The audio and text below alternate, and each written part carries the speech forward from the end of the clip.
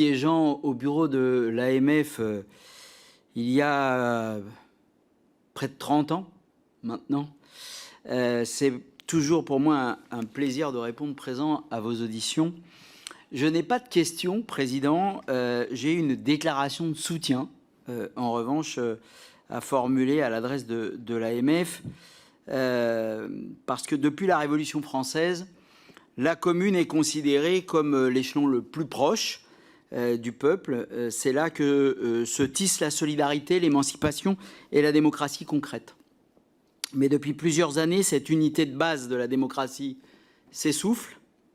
La recentralisation rampante et la suppression de leviers fiscaux comme la taxe professionnelle d'abord, puis la taxe d'habitation ont transformé les maires en exécutants d'un État qui leur retire les moyens d'agir. Nous partageons votre constat, les collectivités locales subissent une double peine.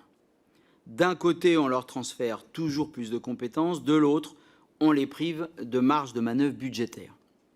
À l'heure où les communes font face à la flambée des coûts de l'énergie, à une pollution généralisée, et bientôt, avec mon collègue Jean-Michel Brard, ici présent, nous allons rendre un rapport pour une mission d'information sur les conséquences de la directive européenne sur l'eau, qui sont énormes au plan financier, et je ne parle pas de la multiplication des catastrophes climatiques.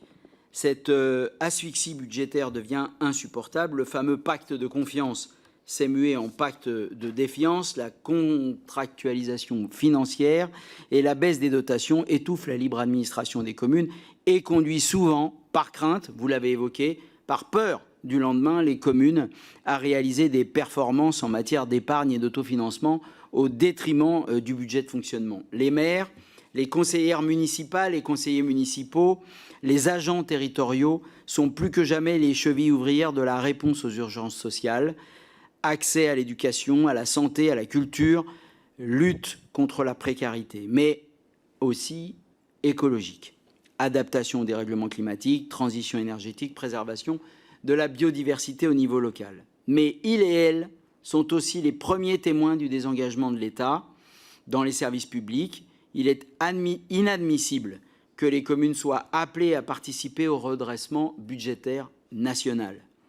Cette année, à vous écouter, ce serait 7,5 milliards d'euros de contributions demandées aux collectivités. Toute coupe budgétaire sur les recettes locales est une atteinte à l'équilibre territorial et à l'égalité entre les citoyens. La logique du chacun se débrouille ne peut constituer le fondement d'une République solidaire. Vous pouvez compter sur le groupe La France Insoumise pour refuser toute coupe budgétaire.